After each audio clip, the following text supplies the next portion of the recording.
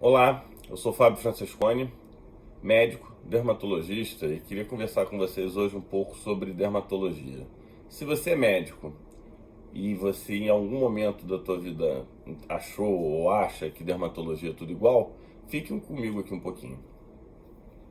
Eu lembro que desde que eu entrei na faculdade, isso foi no início da década de 90, dermatologia sempre foi uma disciplina considerada difícil. E o grande motivo para achar que dermatologia era difícil é sempre com o argumento de que dermatologia é tudo igual. Porque quando a gente avaliava um caso, a gente olhava e não conseguia diferenciar, né? Aquele vermelho, aquela mancha branca.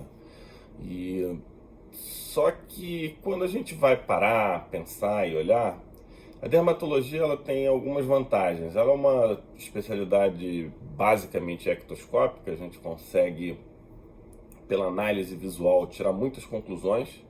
E pode ser mágico em alguns momentos. E a dermatologia é muito barata, pelo menos na fase inicial, a fase diagnóstica, porque você talvez das áreas do exame clínico, a dermatologia seja mais fácil, mais rápido e basicamente precisa de um local iluminado, um paciente disposto a mostrar a pele dele para você e você saber interpretar o que você está vendo. Antes de falar de dermatologia, eu queria fazer uma analogia porque uma vez eu estava no museu assistindo uma mostra do Miró. Miró é aquele pintor espanhol que ele faz aqueles traços. Inclusive, toda vez que você olha para um quadro de Miró, você pensa, isso até eu consigo desenhar, né?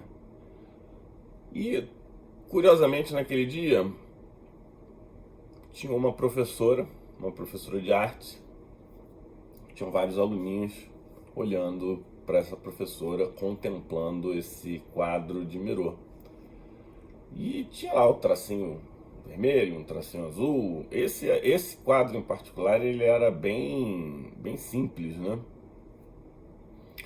E aí eu vou acompanhar, deixa eu ver o que essa professora tem para falar, o que ela diz sobre o quadro.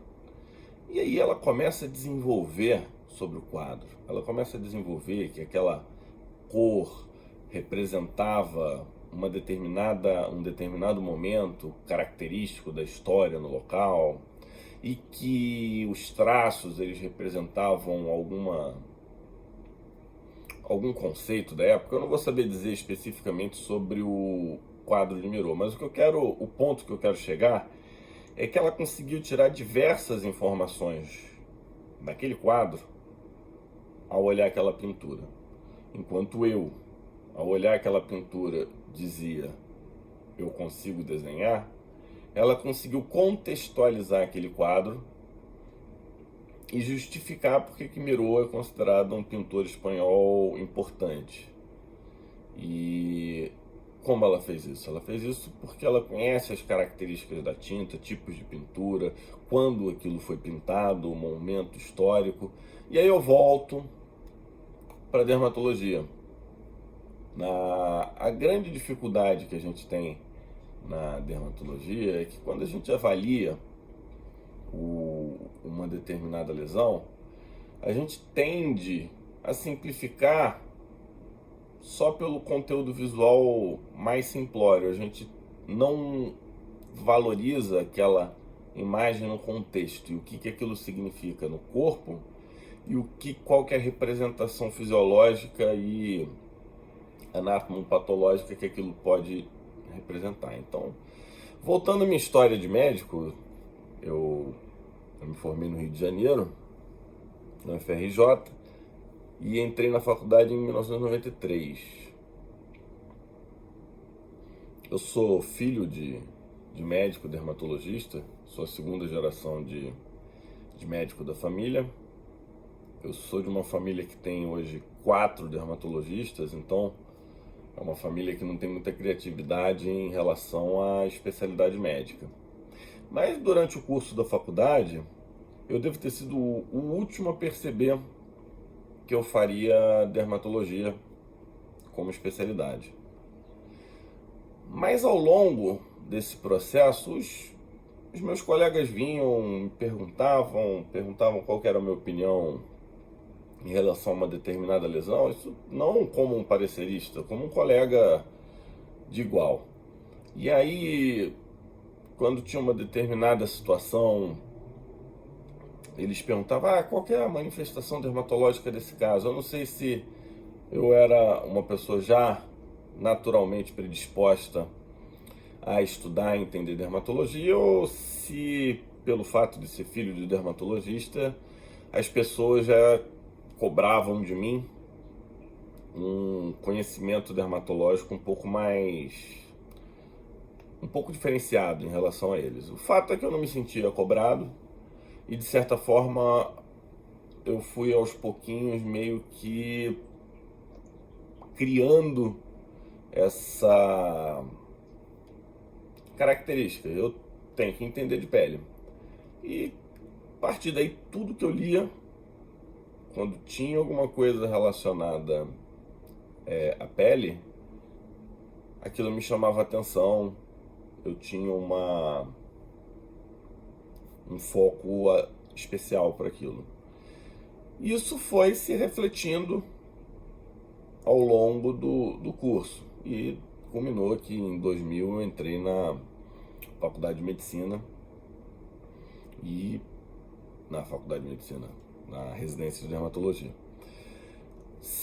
Hoje eu dou aula desde 2007 e aí eu pergunto, toda vez que eu pergunto para os alunos o que é dermatologia, as pessoas associam a especialidade de dermatologia muito à estética, à beleza, a bem-estar e algumas lesões de pele. As pessoas, nem o leigo, nem o médico, ele hoje associa o dermatologista como um médico clínico diagnosticista. E essa é uma das ideias que eu pretendo desconstruir de uma forma ou de outra. São entre 2.500 e 3.000 doenças de pele. As manifestações dermatológicas das doenças sistêmicas, elas são inúmeras e elas podem ser muito sutis. E como, então, que a gente conseguiria, numa análise dermatológica, ter segurança de dizer o que eu estou vendo, o que aquilo representa e como, nesse processo de raciocínio, a gente conseguiria, então, ajudar o nosso paciente. E aí eu volto até nos primórdios da dermatologia. A dermatologia ela passou por diversas e diversas fases. Lá atrás, a dermatologia ela foi valorizada por ser visual. Então, sem instrumentos, sem absolutamente nada, a dermatologia, ela, pelos aspectos da pele, julgavam-se as pessoas. O impacto de uma doença dermatológica ele é tão grande que ele é bíblico. Então, fala-se de lepra e você fizer uma análise bíblica, você vai ter estudos sobre a lepra. Estudos sobre úlceras venosas, isso vem desde antes de Cristo. Os egípcios, eles já utilizavam maquiagem, eles já utilizavam cremes. Dizem que Cleópatra, inclusive, queria manter a pele eternamente linda. E durante muito tempo houve pouca evolução da medicina no foco dermatológico. Aí depois os aspectos de dermatologia eles ficaram muito cirúrgicos, de retirada de cisto, de lesão, drenar abscesso. Eram os cirurgiões europeus que tomavam conta disso, os famosos barbeiros. E esses barbeiros nem médicos eram, eles eram como se fossem técnicos em medicina. Esse é o meu conhecimento histórico, eu não sou especialista nessa área. Mas quando que dermatologia ela começou a ganhar um peso muito grande. A dermatologia ela começou a ganhar um peso importante quando, no final de 1700, um dermatologista inglês, ele categorizou as lesões elementares. E aí é onde tudo realmente começa, porque as lesões elementares, elas funcionam como as palavras de uma nova língua. Então, se você quiser discutir com o presidente russo algum aspecto sobre a Rússia, vai ser fundamental que você aprenda a falar russo, né? Você tem que conhecer as palavras, você tem que conhecer a estrutura. E na dermatologia isso também acontece. E conhecer as lesões elementares não tem como fugir disso, porque nas lesões elementares você vai fazer o reconhecimento mais grosseiro, você vai conseguir adjetivar essas lesões. Eu não vou entrar em detalhes ainda de lesão, é só para a gente poder entender um pouquinho mais. E aí, uma vez que a gente entende quais são as lesões, a gente consegue adjetivar, o que a gente faz com isso? A gente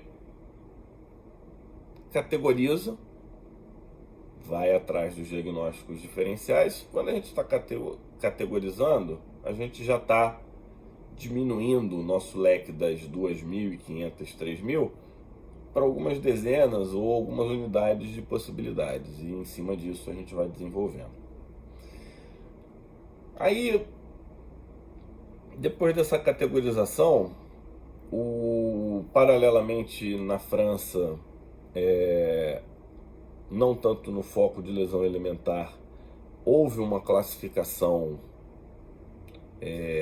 da dermatologia, não vou lembrar o nome em francês agora, mas era como se fosse uma árvore que fazia um diagnóstico, doenças inflamatórias, doenças epidérmicas. Então, uma forma de fazer uma divisão. Essa evolução continuou ao longo dos 1800, início de 1900, com a evolução da dermatopatologia, ou seja, a gente começou a fazer uma correlação entre o que a gente enxergava na clínica e o que estava acontecendo no tecido. E os próximos passos da dermatologia acabaram indo muito para cirurgia, lesão, câncer de pele, e aí, anos 2000 para cá, que foi a época que eu entrei na residência, o boom da cosmetria, né? Então, só quando eu entrei na residência, Botox estava chegando no Brasil, os preenchimentos eles se restringiam a sulco, a gente ainda não fazia aqueles preenchimentos que a gente chama de full face, MD-codes ou outras técnicas de remodelamento facial. Laser disponível e acessível para a gente era basicamente o laser de retirada de pelo. E nesses últimos 20 anos, a evolução na área da estética foi tremenda, né? E essa evolução tremenda se reflete na percepção das pessoas. E aí, quando eu entrei na faculdade como professor em 2007, na Federal do Amazonas, eu observava o que os alunos faziam. Os alunos de medicina, eles são muito bons, eles são estudiosos, eles se dedicam, eles tiram notas boas, eles são muito focados nisso. E eles tiravam notas boas e passavam na disciplina. Mas aí eu calhava de encontrar eles, por exemplo, quando eu ia responder um parecer, quando eu ia ver um paciente internado. E eu ia conversar com esse ex-alunos cujas notas eram muito boas. Eles não conseguiam mais desenvolver nem nas lesões elementares. Eles tinham esquecido de falar dermatologia. Isso passou a me intrigar.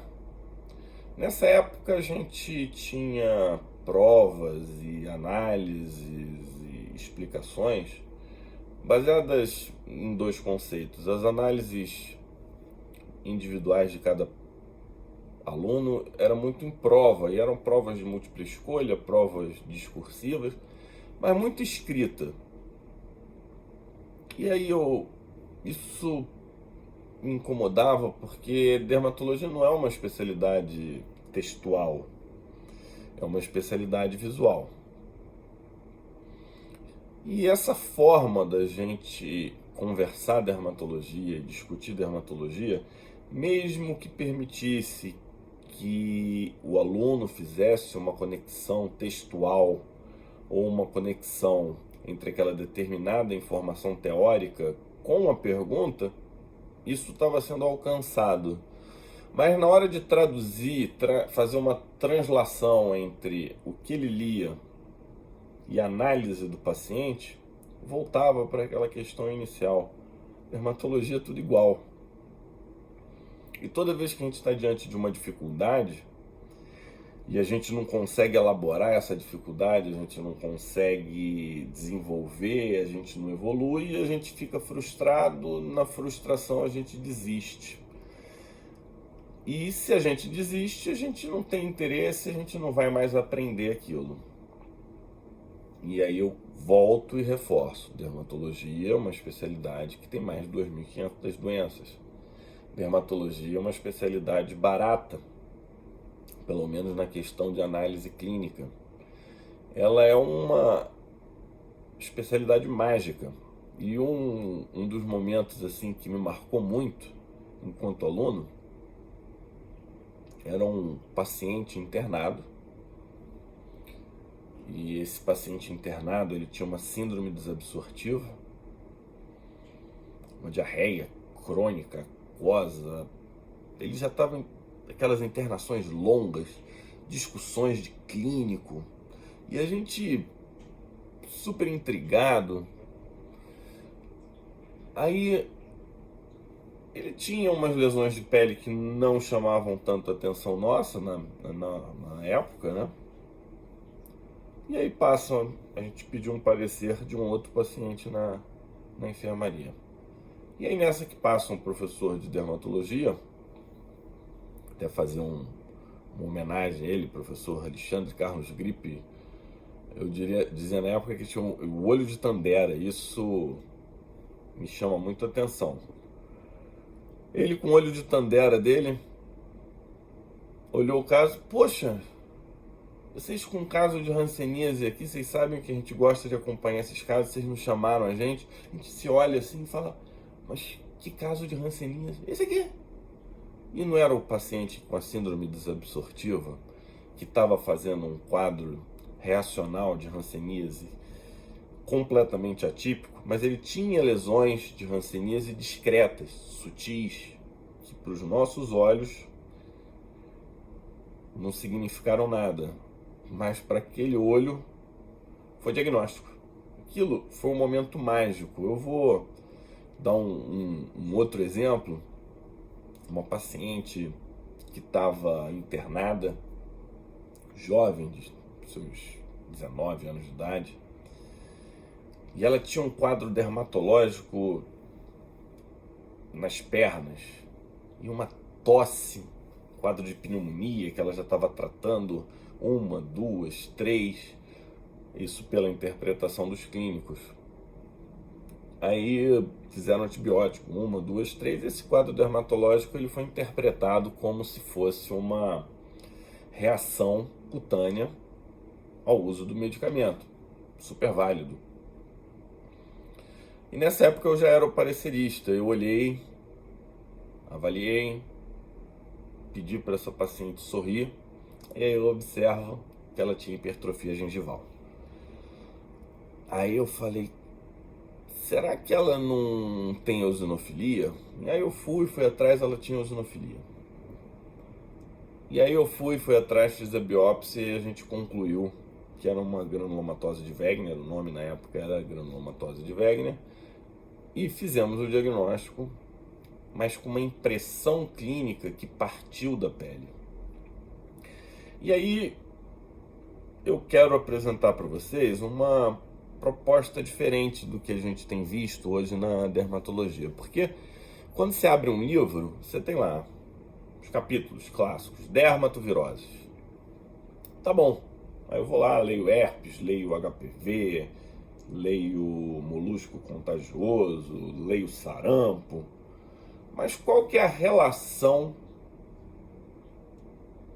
dessas doenças com aquela morfologia que a gente aprendeu? Qual é a relação entre sarampo e verruga? Que são vírus? Não é assim que o paciente se apresenta pra gente. O paciente ele chega para você com uma mancha branca. Eu preciso analisar a partir dessa mancha branca e não a partir do capítulo do livro. Só para vocês verem, um livro de dermato, aí tem um capítulo que ele diz que é assim: dermatoses neutrofílicas. Tá bom. Mas como é que eu sei que é neutrofílico olhando? Esse é o nosso ponto de partida. E essa, hoje, para mim, é a grande característica limitadora das pessoas que não são naturalmente interessadas em dermato, em aprender dermato. Mas se você for para um pronto atendimento, o número de casos de dermato ele é muito grande. O número de pacientes que tem alguma lesão de pele que pode te ajudar no teu diagnóstico, ele é muito grande. E se eu for resumir um médico em absolutamente uma habilidade, eu vou dizer, é a de dar diagnóstico. Para mim, médico é o profissional que dá diagnóstico. Eu posso até fazer uma provocação. Quantas vezes você não foi no médico e ficou frustrado porque ele não te deu um diagnóstico? Ele até te deu um remédio, ele te deu uma receita, às vezes essa receita é super complexa, mas não saiu um diagnóstico. E qual que foi a relação que esse médico de confiança passou para você? Vamos supor que você queira ser um cardiologista. Cardiologista é uma especialista central, uma vez que você ouve, eu tenho meu cardiologista, muitas vezes um cardiologista vira uma referência médica para aquela família ou para aquela pessoa. Um geriatra, um pediatra. Aí aparece uma pequena lesão de pele que na cabeça do paciente é simples. Aí você olha aquela coisa simples pela interpretação do paciente e ele diz: não tenho a menor ideia. Qual é a relação de confiança que você está estabelecendo nesse momento? E aí eu quero argumentar com vocês que, independente se você é ou quer ser dermatologista, é possível você ter uma análise muito mais empoderada da pele e fazendo uma conexão entre o que você está assistindo, vendo, correlacionar isso com a fisiologia e função da pele, integrar isso no funcionamento da economia. Antigamente, né, os livros de fisiologia chamavam todas as integrações de economia. Eu acho uma analogia interessante, você integrar tudo isso, e quando você junta isso com o teu conhecimento de doença, fisiopatologia, você consegue dar diagnóstico. E vocês devem estar perguntando, mas tratamento não é do médico? Também é do médico, principalmente os tratamentos complexos, mas tem muitos tratamentos que não são médicos, por exemplo, os tratamentos fisioterápicos. Mas tratamentos complexos são do médico, e os tratamentos complexos dependem de conhecimento de fisiopatogenia, e tratamento complexo ele tem que se tratar uma doença, ou seja, você não vai fazer um tratamento complexo de uma ausência diagnóstica.